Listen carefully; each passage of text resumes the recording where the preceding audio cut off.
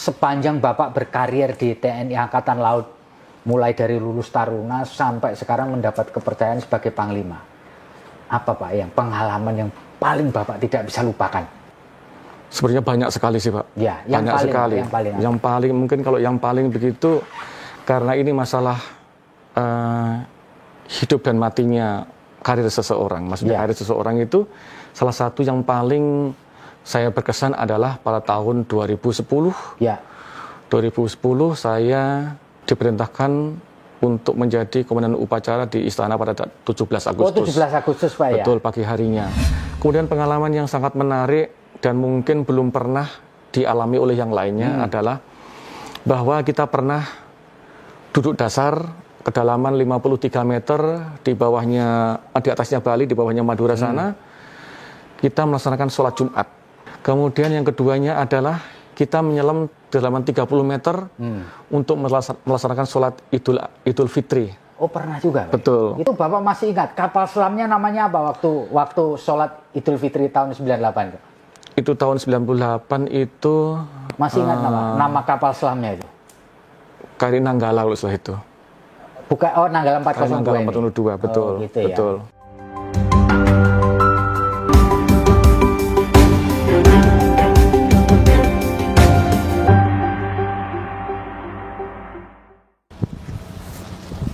Assalamualaikum warahmatullahi wabarakatuh.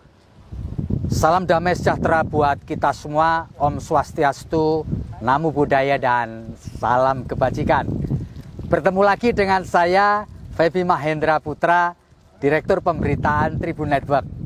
Kali ini saya berada di sebuah tempat, pangkalan utama TNI AL yang ada di Dermaga Ujung, Surabaya. Kenapa saya berada di sini?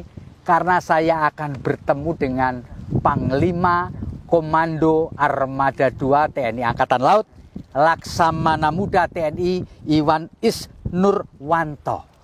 Beliau berkantor di sini dan kita bisa lihat bersama di belakang saya ada sebuah kapal perang.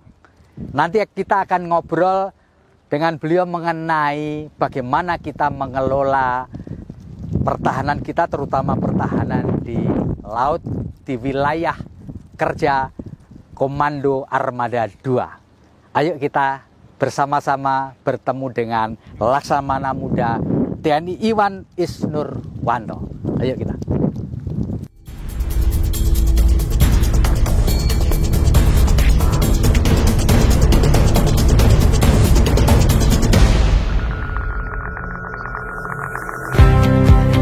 Komando Armada 2 adalah komando utama pembinaan dan operasional yang berkedudukan langsung di bawah Kepala Staf Angkatan Laut dalam bidang pembinaan, kemampuan, dan kesiapan tempur, serta berkedudukan langsung di bawah Panglima TNI dalam bidang operasi atau penggunaan kekuatan. Markas Komando Armada 2 berada di Surabaya, dipimpin oleh Panglima berpangkat Laksamana Muda yang saat ini dijabat oleh Laksamana Muda TNI Iwan Isnurwanto. Jenderal Bintang 2 kelahiran Situbondo, Jawa Timur ini mulai menjabat Pangko Armada 2 pada 26 April 2021. Dilantik pada 5 Mei 2021, lulusan Akademi Angkatan Laut tahun 1988 ini telah menjalani berbagai penugasan. Koarmada 2 siap mendukung dan mewujudkan Indonesia sebagai poros maritim dunia demi kejayaan bangsa dan negara. Assalamualaikum Pak Iwan. Ya, waalaikumsalam warahmatullahi wabarakatuh. Bapak sehat hari ini? Ya, alhamdulillah sehat. Sehat. Kita jaga imun Pak.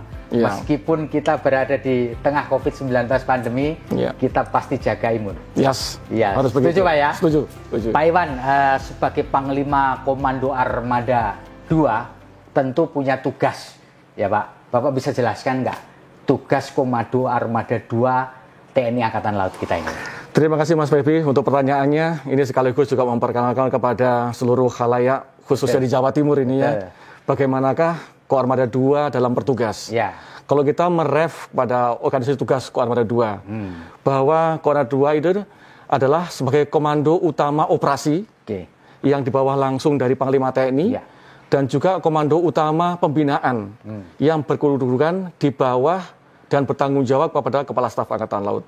Nah, untuk Komando Utama Operasi kita melaksanakan operasi militer perang dan juga operasi militer selain perang.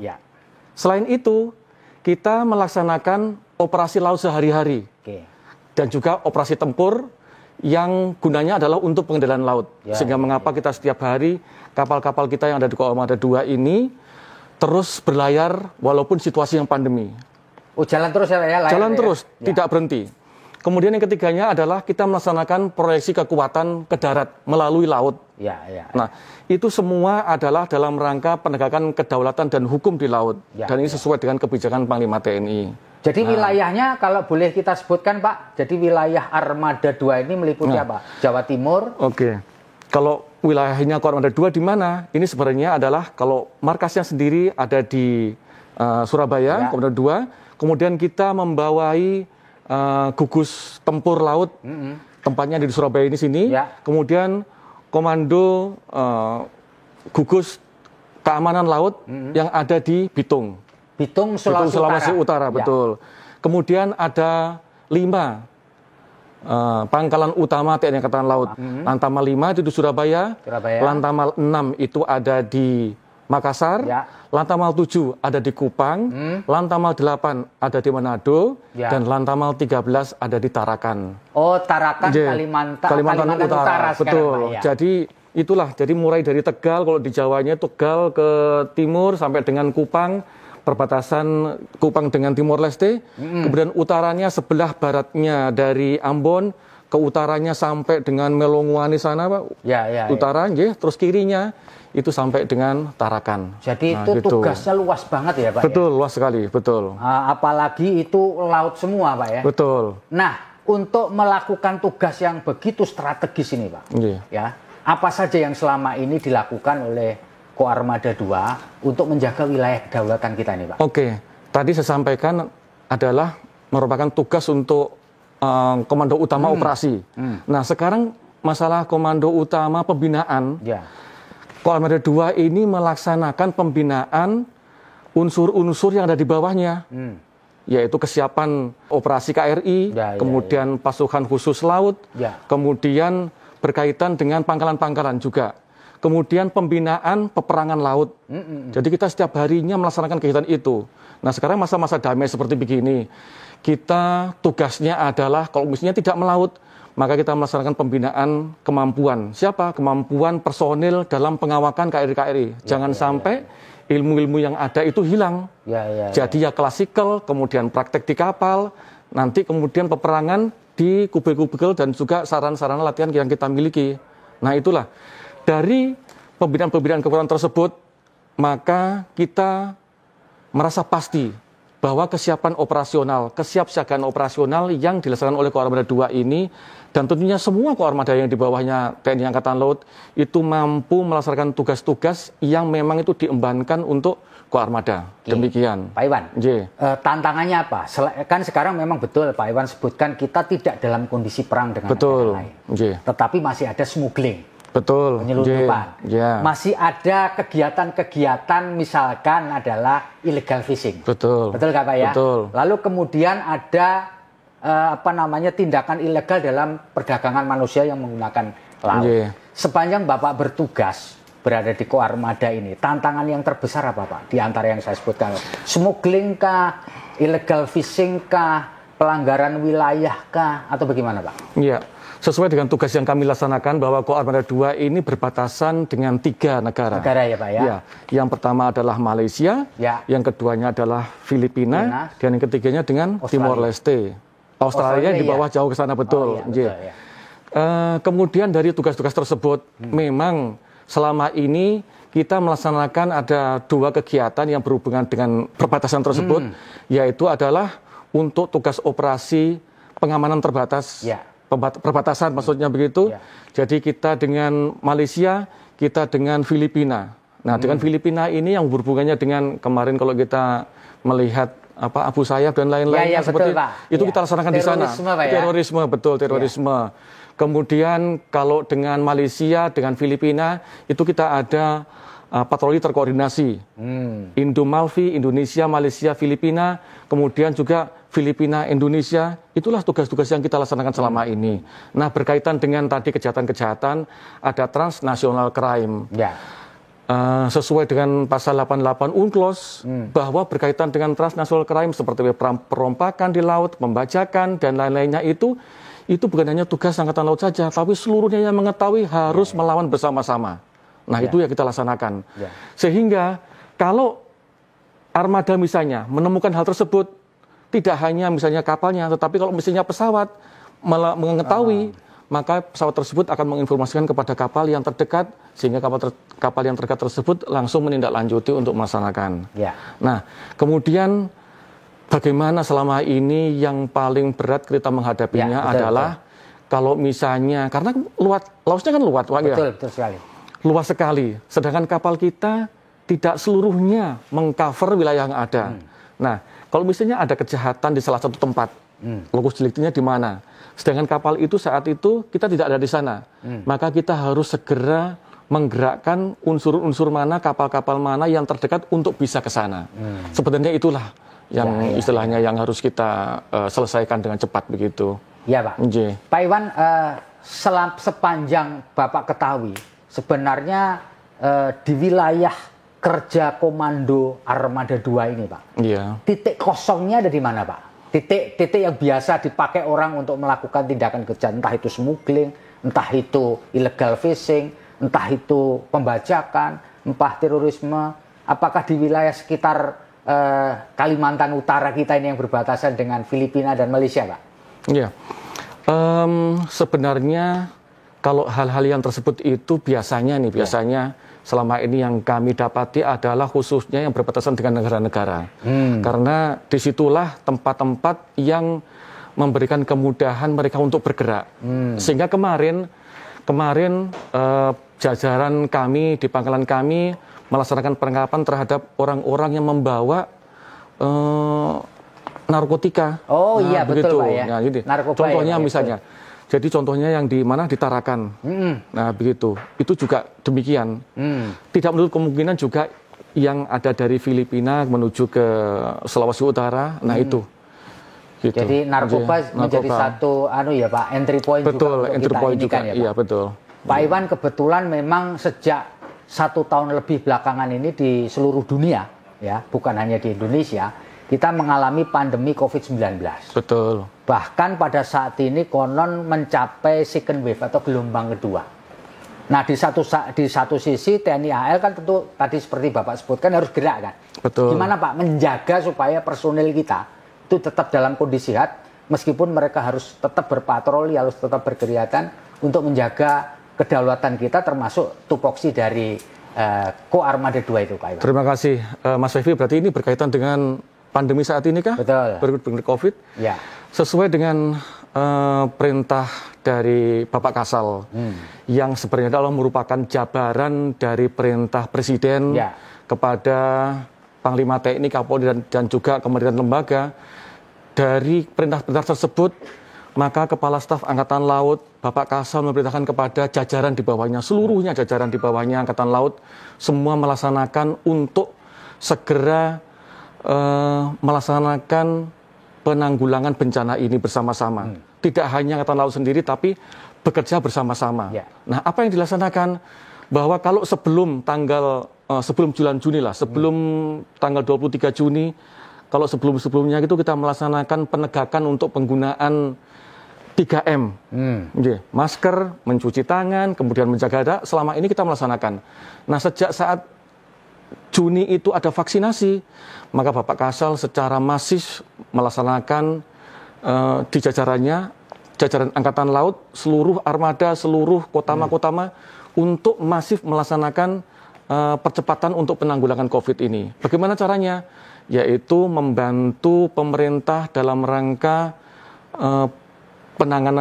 percepatan penanganan COVID, kemudian pemulihan ekonomi nasional. Nah, apa yang dilaksanakan? Seluruhnya, tidak hanya di wilayah pesisir, tidak hanya di bawah kepulauan-kepulauan. Nah, sekarang kalau sudah merasa bahwa di kepulauan-kepulauan sudah cukup, maka kita menuju ke daerah-daerah kepada kabupaten, kota madya yang dirasa kurang dari persentase untuk targetnya kurang. Saat ini, contohnya saat ini, Bapak Kasal melaksanakan kunjungan ke Pandeglang. Pandeglang, di Sumedang, untuk melaksanakan pelaksanaan vaksinasi di sana. Tapi sebelumnya juga dilaksanakan di Banten. Nah, untuk ke Armada 2 sendiri, kemarin sudah melaksanakan di Pulau Sapeken, Sumeneb, Pak, betul. Kemudian ke Pulau Bawean, dan yang terakhir kemarin kita melaksanakan di Gor Pancasila, Gelora Pancasila. Nah, itu yang kita laksanakan.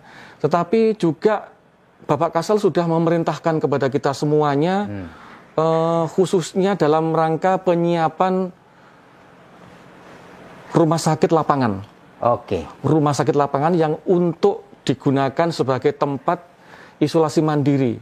Jadi diharapkan tidak lagi orang-orang yang sakit itu isolasi mandiri di rumah, tetapi juga di rumah sakit. Supaya ada yang ngawasin. Betul, ada yang mengawasi, kemudian ada yang memperhatikan, ada yang mengecek, ada yang istilahnya care lah untuk keseluruhan gitu. Itu ada 2. Di Jakarta di Dolos, kemudian di Surabayanya di Opak di sini. Ini ada kemampuan kurang lebih 800 tempat tidur. Insya Allah seminggu ini sudah beroperasi, sudah lengkap tempatnya semuanya. Jadi seminggu ini bisa kita pakai ya Pak? Insya Allah betul. Rumah sakit lapangan yang dikelola oleh TNI AL ya Pak? Betul, tidak hanya untuk Angkatan Laut, tapi juga untuk umum. Betul, untuk umum. Pak Iwan, sepanjang Pak Iwan ketahui berarti personil TNI AL yang ada di wilayah kerja Koarmada 2 ini semua sudah divaksin Pak ya? Sudah 90% divaksin semuanya. Artinya bahwa personel kita yang nanti berada di kapal-kapal, berada di pangkalan-pangkalan TNI AL, itu artinya sudah mendapatkan perlindungan Pak ya? Betul. Meskipun kita tahu bahwa orang yang divaksin masih bisa juga kena itu Pak ya? Betul. Lalu upayanya selain vaksin untuk kalangan internal, supaya mereka tetap sehat dan bisa bertugas secara baik, apalagi Pak? Nah, ini juga Bapak Kasal juga kemarin sudah memerintahkan di jajarannya, terutama ini bantuan yang saat ini dilaksanakan di Kos Marinir di Lampung. Salah satunya adalah membantu pemerintah untuk mendirikan dapur lapangan, dapur sebaguna, untuk personil-personil yang terpapar COVID di Lampung ini, di bawah Brigif 4 Marinir itu. Kemudian untuk di kapal-kapal saat ini kita mempunyai ada 2 kapal rumah sakit. Oh, jadi kapal rumah sakit yang gerak ya Pak ya? Mobiling gitu ya? Mobiling, tetapi perintah Bapak Kasal karena 2 kapal ini mempunyai kemampuan untuk memproduksi oksigen. Betul, memproduksi oksigen. Jadi? Sehingga kapal tersebut harus standby di pangkalan. 2 kapal tersebut adalah KRI Suharso, Dr. Suharso, dan KRI Semarang. Itu bisa memproduksi oksigen ya Pak? Betul. Jadi sekarang ini kapal KRI Suharso ada di Semarang. Di Tanjung Emas Semarang sana, dari sana untuk membantu masyarakat Semarang yang membutuhkan oksigen. Kemudian yang keduanya KRI Semarang ada di Surabaya. Dibalik Pak ya? Dibalik. KRI Semarang ada di Surabaya. Betul. Karena apa? Karena kemampuannya yang di KRI Suharso itu lebih bagus kemampuannya, sehingga ditempatkan di Semarang, sehingga KRI Semarang ditaruhkan di sini. Karena apa? Di sini juga ada tempat yang lain, yaitu dari Samator, untuk bisa memproduksi oksigen juga. Nah, dan selain itu di Surabaya ini sesuai dengan perintah Bapak Kasal langsung, dan juga di Semarang ini oksigen ini gratis, gratis untuk siapa saja yang membutuhkan. Jadi datang ke sana untuk isi oksigen, syaratnya apa itu? Syaratnya hanya satu KTP udah pasti sudah. Kemudian kalau itu institusi, maka dia ada surat dari institusi tersebut bahwa ini diperlukan. Contoh misalnya dari rumah sakit. Nah, untuk yang di Surabaya ini sudah didirikan depo pengisian oksigen gratis di pertokoan Jalajaya di depan sana di ujung, Pak. Nah, ini 24 jam. Pak Iwan, ini program ini sampai kapan ini? Programnya ini karena COVID masih belum berhenti. Belum berhenti sampai sini. Ini belum ditentukan sampai kapan gitu ya? Selama dibutuhkan dan selama kami mampu, selama Angkatan Laut mampu, maka itu akan digunakan terus. Sehingga saya minta doanya juga dari seluruh masyarakat agar pengawaknya semua sehat. Yang keduanya adalah alat yang kita gunakan dalam kondisi yang prima ya. terus untuk bisa digunakan. Itu gitu. ya bentuk ya dari itu Pak. Betul. Pak Iwan, boleh nggak kita tahu Pak, di antara seluruh, saya nggak tahu berapa banyak personil TNI AL yang berada di bawah koordinasi Koarmada 2 ini. Apakah mereka juga ketika mereka, ya namanya orang Pak, terinfeksi COVID-19, apakah ada perlakuan khusus, misalkan ada rumah wilayah khusus untuk anggota TNI AL atau keluarganya yang terkena infeksi COVID-19 ini Pak Iwan? Oke, begini Mas Febi, bahwa semua orang pasti terkena, tadi Pak Mas Febi sampaikan tadi. Betul, kendaraannya gitu. Nah, untuk di kapal bagaimana? Ya. Bapak Kasal sudah memberikan kebijakan. Kita melaksanakan WFH. Oh, okay. WFH ya. Terus kita sampaikan bahwa yang WFH namanya work from home, berarti mereka harus stay di rumah. Ya. Tidak boleh kemana-mana. Karena sewaktu-waktu bisa dipanggil juga untuk melaksanakan kegiatan di kapal. Nah, terhadap personil yang kena, khususnya di armada sini, di lingkungan armada sini, kesatuan sini, kami juga menyiapkan ada tempat kami untuk melaksanakan isolasi. Oke. Itu di gedung Denmako Armada, itu ada namanya R81, ruang 81, dan juga R77. Nah, khususnya untuk R81 itu lengkap, jumlah 44 lengkap. Di sana ada tempatnya untuk rekreasi, tempat untuk mandi matahari, tempat untuk semua lengkap di sana. Tapi sekarang terisi Pak itu Pak? Alhamdulillah sekarang dari sebelumnya sejumlah ratusan, sekarang ada 15 di sana. Oh, masih tersisa 15? Bisa 15. Dan itu semua kita cek oleh dinas kesehatan kita. Karena memang tempatnya kan dekat, hanya kurang lebih 100 meter. Tapi itu tempat memang khusus diperuntukkan bagi anggota Pak ya? Anggota yang di sini, karena di dalam sini Pak. Di dalam sini. Nah, untuk kapal-kapal, kalau misalnya dalam pelayaran, kalau mereka dalam pelayaran, maka harus dipastikan ada ruangan untuk isolasi. Oh, di kapal itu? Di kapal itu ada ruangan isolasi, ada HEPA filternya, sehingga nantinya kalau udara ini keluar dalam keadaan bersih, kemudian juga ada dokter di dalamnya. Kalau misalnya tidak, maka harus ada perawatnya, memang mempunyai kemampuan untuk melaksanakan deteksi terhadap personil-personil yang mengalami atau terpapar oleh COVID. Dan kita juga disiapkan oleh alat untuk pengecek seperti PCR, kemudian untuk swab antigen, demikian. Pak Laksamana, apakah terkait sepanjang COVID ini berlangsung, itu mengurangi patroli kita Pak?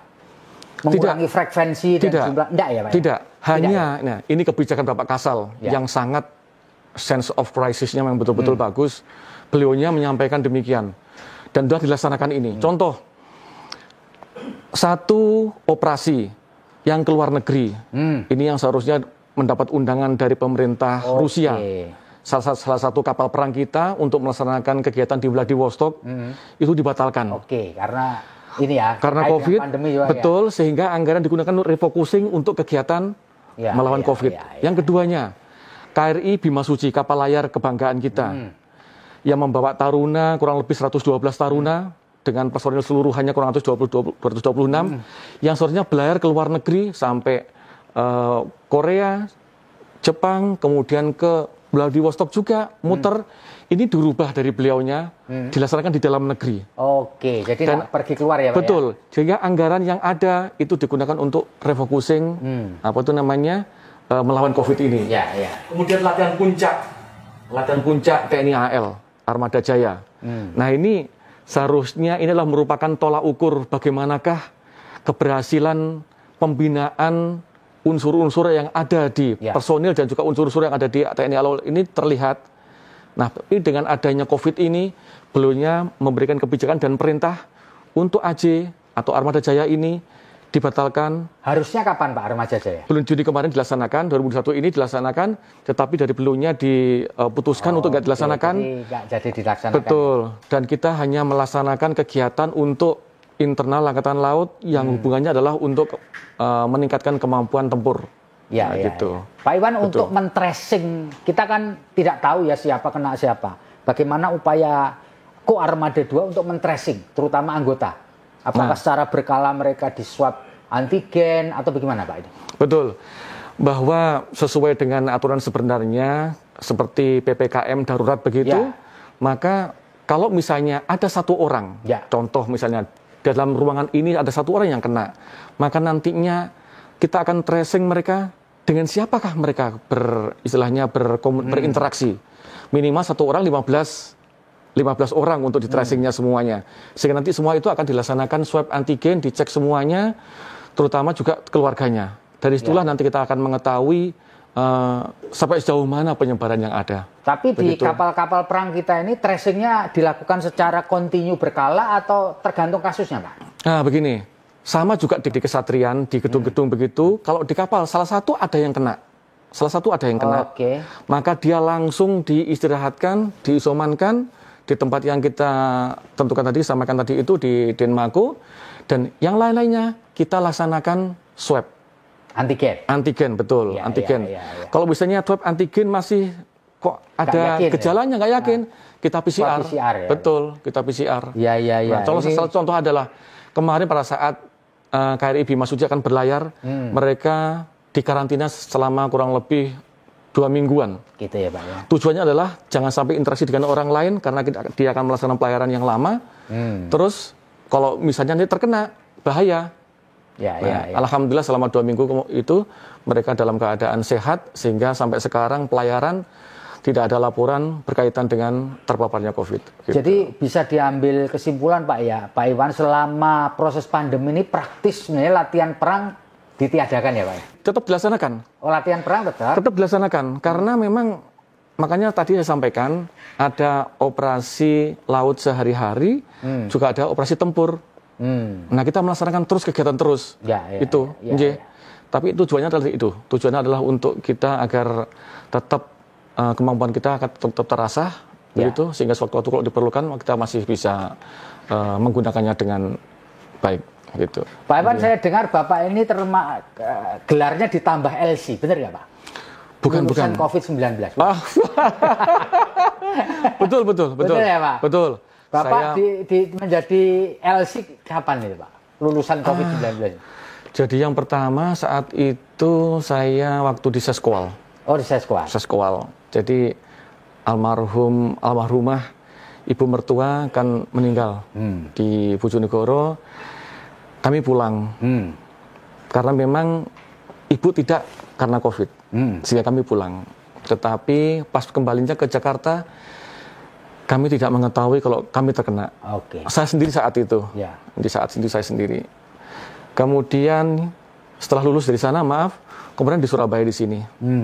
Karena kami habis berputar-putar, kami tidak merasakan apa-apa, karena tujuannya adalah untuk mengecek. Jadi Bapak ini LC-nya 2 kali berarti? 2 kali. Kalau 1 kali lagi hat-trick, Pak, berarti? Jangan sampai. Jangan sampai. Yang keduanya ini sama sekali tidak ada gejala apa-apa. Gejala apapun ya? Sama sekali nggak. Karena memang tujuannya adalah untuk mengecek kami selesai berkegiatan begitu. Tetapi saat itu dicek antigennya negatif. Tapi PCR-nya positif. Tetapi CT-nya kami adalah 38. Oh ya sudah. Nah gitu. Sudah aman ya, Pak ya, 38 ya. Sehingga kami hanya diperintahkan untuk istirahat, kami laksanakan. Nah gitu. Pak Iwan, sepanjang Bapak berkarir di TNI Angkatan Laut, mulai dari lulus taruna sampai sekarang mendapat kepercayaan sebagai Panglima, apa Pak yang pengalaman yang paling Bapak tidak bisa lupakan sepanjang karir Bapak di TNI AL? Ada pengalaman sesuatu ya, tidak terlupakan? Ini sebenarnya banyak sekali sih, Pak. Banyak sekali. Yang paling mungkin kalau yang paling begitu, karena ini masalah hidup dan matinya karir seseorang. Maksudnya karir seseorang itu salah satu yang paling saya berkesan adalah pada tahun 2010. 2010 saya diperintahkan untuk menjadi komandan upacara di Istana pada 17 Agustus. 17 Agustus, Pak, ya? Betul, pagi harinya. Untuk jadi pagi hari? Pada waktu itu Bapak berpangkat apa? Saya kolonel. Kolonel, Pak, ya? Pada saat jadi komandan Lanal di Batam. Alhamdulillah saat itu pas puasa, alhamdulillah sempat melaksanakan dengan baik. Alhamdulillah, sehingga saya diberikan kepercayaan saat ini, salah satunya adalah untuk menjadi Panglima Kolonel 2. Jadi pada waktu itu yang Bapak paling kesanan karena dipercaya menjadi komandan upacara. Betul. Bapak berpangkat kolonel pada tanggal 17 Agustus, Pak, ya? Betul. Karena itu membawa selain nama pribadi adalah khususnya adalah membawa kebesaran Angkatan Laut. Kalau misalnya saat itu terjadi sesuatu hal yang tidak bisa saya pertanggungjawabkan karena kekurangan saya, mungkin saya saat itu mungkin tidak akan melangkah lagi sampai sini. Iya. Soalnya jarang ya Pak ya, orang bisa terpilih untuk menjadi komandan upacara di Istana Negara pada saat 17 Agustus Pak. Betul. Pak Iwan pernah ikut operasi tempur Pak? Kalau operasi tempur secara langsung, karena istilahnya saat ini kan kita tidak ada pertempuran langsung yang berini ya, kecuali yang di Timur Timur saat itu ya. Dengan ini waktu terpisahnya Timur Timur dari Indonesia. Nah, saat itu kami kebetulan kapalnya di Surabaya, yang diberitakan adalah kapal lain sehingga kami tidak ikut di dalamnya. Gitu. Kalau boleh saya tahu Pak Iwan, dalam karier Pak Iwan sebagai anggota TNI AL pernah berlayar paling jauh kemana Pak?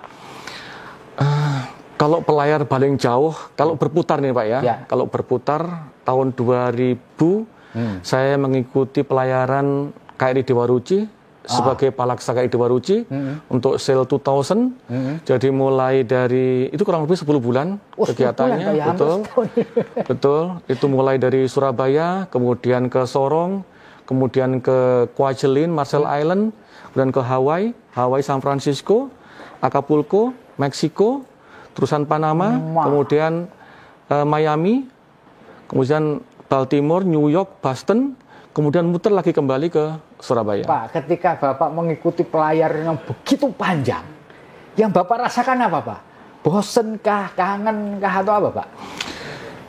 Kalau itu semua harus dilawan. Memang pasti tapi semuanya ada. Ya, rasa bosen gitu ada Pak ya? Pasti ada. Apalagi kan begitu jauh, begitu lamanya. Tetapi itu semua harus dilawan karena kita adalah membawa nama baik Indonesia, nama baik TNI AL yang melalang buana, karena keberadaan Dewa Ruci adalah merupakan kebanggaan tidak hanya Indonesia, tapi seluruh dunia. Kapal ini kapal yang sangat ditunggu-tunggu dimanapun berada. Gitu ya Pak, kebanggaan kita ya Pak. Betul. Pak Iwan ngomong-ngomong deh Pak. Bapak pernah mabuk laut nggak Pak? Manusia biasa, apalagi kalau misalnya lama tidak melaut, pasti merasakannya. Kalau lagi mabuk laut gitu, biasanya apa yang Pak yang dilakukan Pak? Yang dilakukan supaya nggak mabuk lagi maksudnya. Obatnya adalah makan terus. Oh gitu ya Pak ya? Makan terus, jangan sampai telat makan. Karena apa? Kalau kita telat makan, nanti hubungannya dengan pencernaan kita. Karena kalau kita mabuk laut, semua yang di dalam itu ditumpahkan, terus pusingnya nggak akan berhenti. Nanti kalau udah habis isinya, nanti sesuatu yang lain akan keluar. Nah, salah satu caranya adalah apapun yang bisa dimakan, makan, sehingga nantinya akan terbentuk jiwa yang kuat dan badannya juga sehat. Nah, juga satu lagi yang lain, bahwa kita harus juga melaksanakan olahraga. Ya Pak. Nah, gitu. Pak Panglima, tentu pembaca, pemirsa kita tentu kepingin tahu karier Bapak ini. Ya, riwayat hidup singkat Pak. Bapak lahir di mana, SD-nya di mana, SMP di mana, SMA di mana, lalu kemudian lulus kapan? Monggo Pak. Ya, terima kasih Mas Febi. Bahwa saya dilahirkan dari keluarga tentara. Di mana Pak lahir ya Pak? Jadi saya lahir di Situbondo. Situbondo, Jawa Timur ya Pak? Jawa Timur, betul. Dari Bapak tentara Angkatan Darat, ibu rumah tangga yang sangat-sangat bijak. Kemudian saya 8 saudara. 8 bersaudara, Bapak nomor berapa? Saya saudara nomor 6. Oh, nomor 6, ya. Maaf, nomor 7. Nomor 7. Tapi pada saat kecilnya 2 saudara tersebut sudah tidak ada. Sehingga tinggal 6. Sehingga saya saat ini nomor 5 dari 6 bersaudara. Dan kakak saya langsung 2 bulan yang lalu sudah mendahului, sehingga saya sekarang tinggal berlima. Saya lahir di Situbondo, kemudian saya pindah ke Bojonegoro. Dan SD-nya di mana Pak? SD saya di desa. Di mana? Di Situbondo atau? Bukan, di Kauman, di sana, di Kauman Bojonegoro. Oh, di Bojonegoro. Kauman, Borno, Bojonegoro. Jadi masih daerah yang nama SD-nya Pak? Ya SD Kauman begitu saja. Iya. SDN Kauman, betul, SDN Kauman. Tapi juga saat itu saya sekolah di di Madrasah Ibtidaiyah di dekat sana. Jadi kalau pagi saya sekolah di SD, sorenya di madrasah. Nah, kemudian setelah itu saya ke SMP Mbaurono. SMP Mbaurono di Bojonegoro. Betul. Jadi dekat saja. Kauman dengan Borono itu dekat, hanya mungkin 15 menit jalan. Setelah itu SMA-nya di Sumberjo, Bojonegoro. SMA-nya SMA Sumberjo, SMA Negeri Sumberjo. Ada nomornya ya biasanya? Nggak ada. Nomor SMA 1, 2 ini enggak ya? Karena saat itu baru ada satu-satunya SMA Negeri Sumberjo, maka disitulah tempatnya. Kami sekolah di sana. Ya. Itu lulus tahun 84. Jadi Bapak lulus tahun 84? 84. Langsung Betul. mendaftar ke Akademi Angkatan Saya Laut? mendapat Akademi Angkatan Laut, alhamdulillah belum diberikan kepercayaan, sehingga setahun saya menganggur. Oh, jadi mendaftar tahun 84, belum beruntung lalu diulang kembali? Diulang lagi 85, dan alhamdulillah saya bisa masuk, dan 88 saya lulus. Setelah itu saya ke sekolah pendidikan perwira siswa di Kodikal. Ya. Kemudian sekolah kapal selam tahun 90 sampai dengan setelah itu dilanjutkan dengan dinas di kapal selam sampai dengan tahun 2007. Jadi Bapak lama juga berdinas di kapal selam ya Pak? Betul, betul. Katanya orang yang berdinas di kapal selam ini harus orang pilihan, betul kan? Karena beda gitu. Ya karena memang dipilih Pak. Kalau misalnya itu kan tes Pak. Sehingga pilihan karena memang dipilih. Sehingga melalui tes, kemudian yang terpilih itulah masuk di kapal selam. Begitu. Nah tahun 2007 selesai di kapal selam, kemudian saya baru pindah ke atas ke darat Pak. Oke. Jadi saya di Kolat Arma, Komando Latihan Armada, kemudian saya ke Kobangdikal, kemudian saya alhamdulillah pernah menjabat sebagai SPRI-nya Kalsal. Kemudian waktu KSAL-nya dijabat oleh yang pertama adalah Pak Tejo Budiatno. Oh, Pak Tejo yang kapan hari jadi Menko Polhukam Pak ya? Betul, yang keduanya Pak Agus Suhartono. Oh, Pak Agus Suhartono ya. Dan setelah itu saya dipercaya untuk menjadi Komandan Lanal Batam.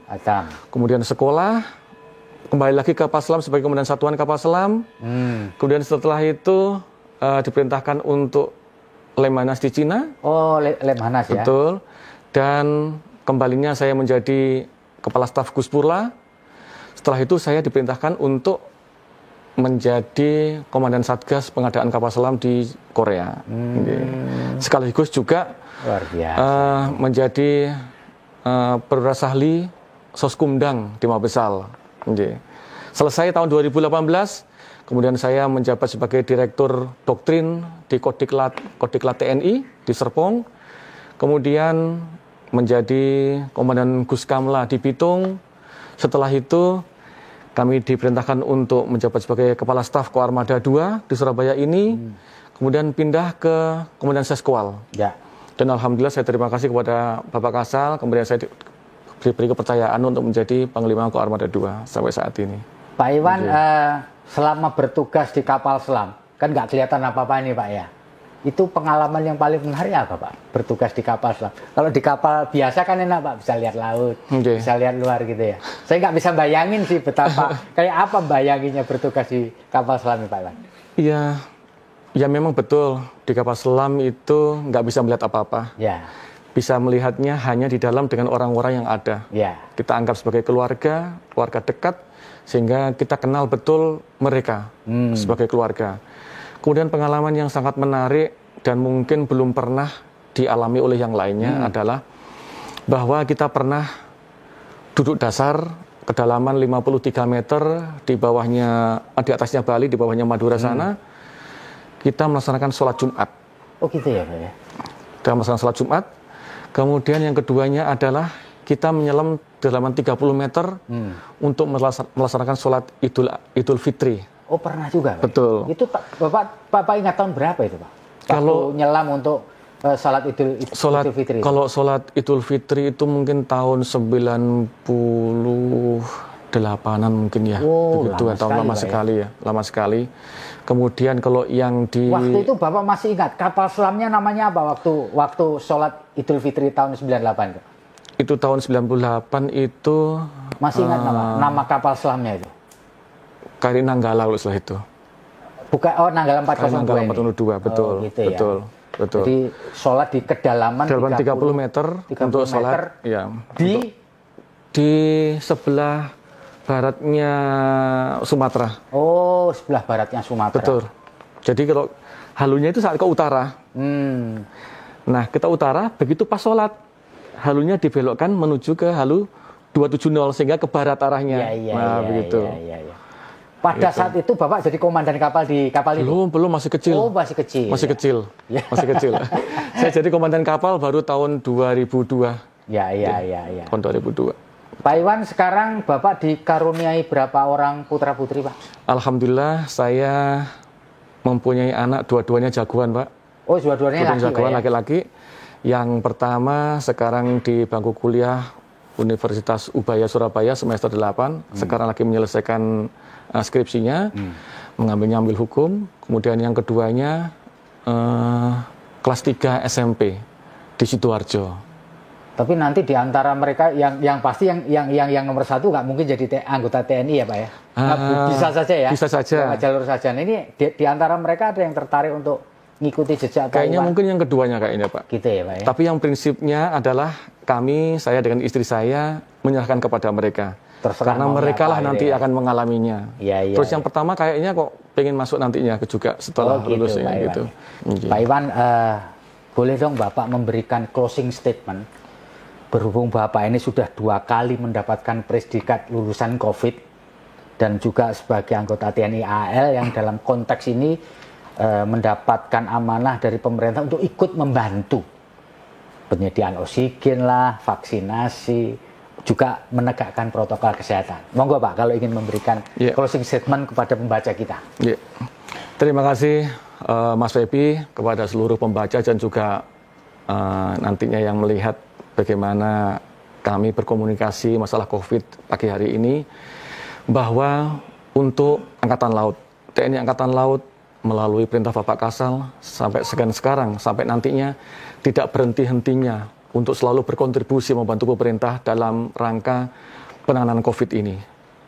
Kemudian yang saya harapkan, saya pribadi mengharapkan kepada seluruh masyarakat bahwa harus tetap mengeterapkan 5M. Walaupun sudah dilaksanakan vaksinasi. Vaksin pertama ataupun kedua. Itu adalah ikhtiar dua-duanya. Jangan merasa setelah vaksinasi kemudian kita merasa kuat. Jangan.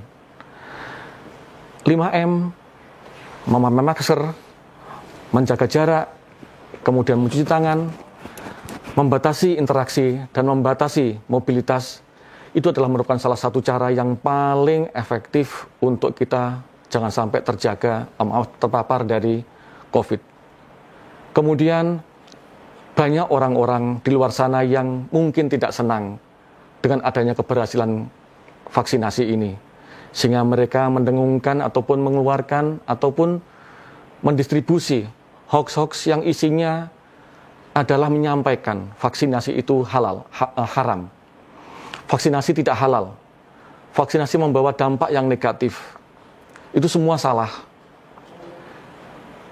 Kalau sekarang ini semua masif ingin melaksanakan vaksinasi, maka itu berarti bahwa vaksinasi adalah halal dan vaksinasi tidak menimbulkan hal-hal yang negatif kepada kita semuanya.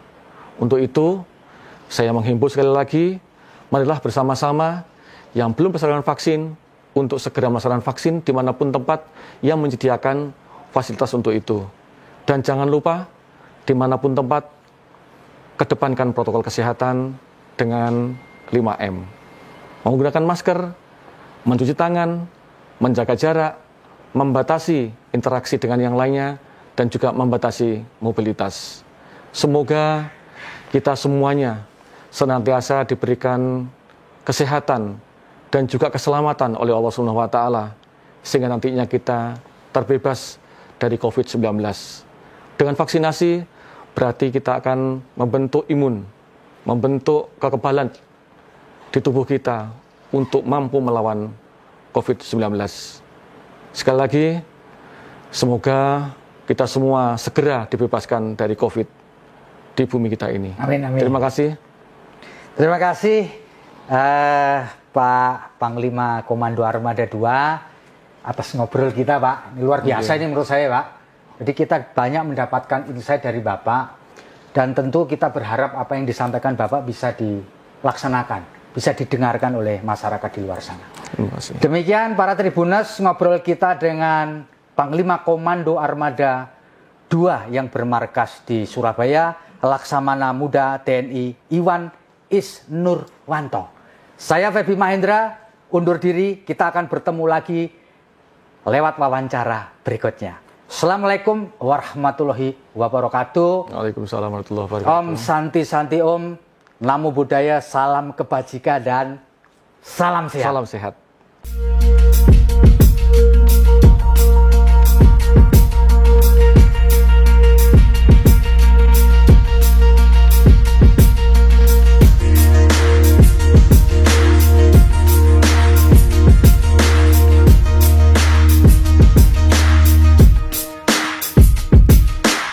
Terima kasih sudah nonton. Jangan lupa like, subscribe, dan share ya.